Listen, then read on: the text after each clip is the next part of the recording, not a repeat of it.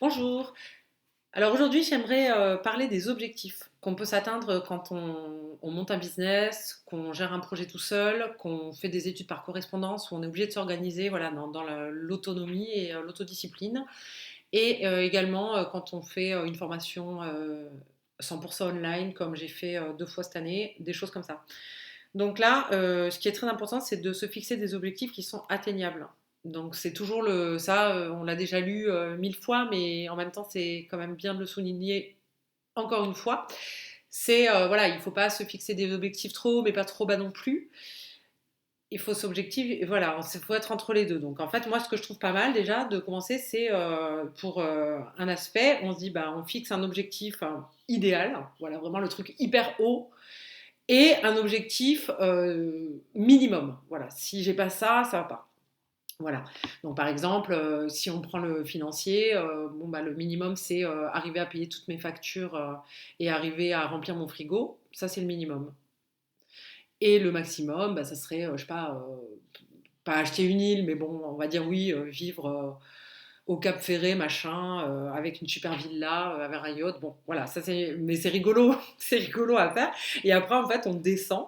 Et là, on va se retrouver en fait sur un objectif qui correspond à notre réalité. Bah, voilà, par exemple, si on veut s'acheter une maison, mais qu'on n'a pas un copec sur notre compte, on va probablement pouvoir y arriver, mais pas demain, et on va peut-être pas pouvoir s'acheter une maison qui vient d'être faite avec aucun travaux à faire dedans, etc. Donc en fait, c'est un petit peu voilà, évaluer ses objectifs. Et donc ensuite, bon, il y a des objectifs, les objectifs du projet en global, les objectifs par an, les objectifs sur les mois, sur les semaines et donc sur les jours. Et les jours, donc, il y a les objectifs jours, donc qui peuvent être matérialisés par une to-do list, n'est-ce pas? Et bah, parfois, on n'est pas content parce qu'on n'arrive pas à les atteindre. Alors, c'est soit on s'en fixe trop, soit c'est juste qu'il faut peut-être développer cette to-do list au lieu de la faire sur une journée, de la faire sur 2 jours. Donc ça, c'est bien aussi. Parce qu'il faut toujours voilà, se motiver, mais en même temps, pas mettre la barre trop haut, parce que sinon, c'est décourageant. Et limite, je pense qu'à choisir, il vaut mieux mettre la barre trop bas. Voilà. Et donc, il faut toujours considérer les paramètres que, un, nous sommes humains, ça je le répéterai jamais assez. Donc, on est par nature inégal. Des fois, on dort bien, des fois, on dort mal, des fois, je sais pas, des fois, on est déprimé, des fois, on est à fond, des fois, on a l'impression on va manger tous nos adversaires d'une seule bouchée, et puis parfois, on se sent tout faible et tout petit. On a des enfants qui sont aussi des êtres humains et en plus ce sont des enfants sans commentaire, ceux qui en ont vont comprendre. Ensuite, il y a voilà et puis il y a le corps comme par exemple quand on fait du sport, bah, des fois voilà on se sent bien dans le truc et puis il y a aussi le climat. Enfin il y a plein de choses qui jouent sur le fait que nous sommes des êtres complètement voilà qui sont inégaux quoi, comme le temps qui fait. Voilà.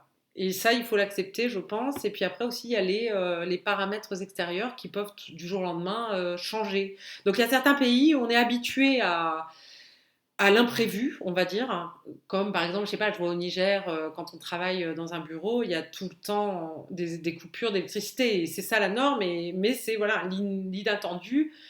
Et on s'attend en fait à ce que ça se passe pas comme prévu. Et quand ça se passe comme prévu, c'est-à-dire qu'on a de l'électricité toute la journée, là, waouh En fait, on voit la chose inverse qu'en France où tout fonctionne, tout fonctionne. Et quand ça fonctionne pas, c'est waouh Qu'est-ce qui se passe? Comment je vais faire? Et voilà, je sais pas si vous avez vu le film Lista de Espera, qui est un film cubain qui date hein, mais qui est vraiment super. Et là, donc, c'est des gens qui partent en bus et en fait le bus tombe en panne et en fait il tombe en panne et le problème c'est qu'il faut acheter des pièces mais qu'il y a l'embargo et que je sais pas quoi et qu'il faut aller les acheter en Russie mais que c'est pas possible parce que tout est bloqué donc les gens ils se retrouvent bloqués, voilà, tout d'un coup dans leur vie. Et donc tout ça pour dire que en fait, les objectifs, il ne faut pas hésiter les recadrer selon l'imprévu, qui peut être soit extérieur, soit intérieur, et surtout ne pas s'en vouloir d'être humain et d'être par nature voué à l'incertitude et à l'instabilité. Parce que de toute façon, tout ce qui est voilà, la stabilité d'une maison, la stabilité d'un emploi, je ne dirais pas que tout ceci n'est qu'illusion, mais que tout ceci, l'illusion, c'est que c'est stable. Parce que non, par nature, la planète, etc., c'est instable. Voilà. N'hésitez pas à vous abonner à la vieille lettre caméléon caméléon.org, caméléon avec 2 N. Merci beaucoup, à bientôt.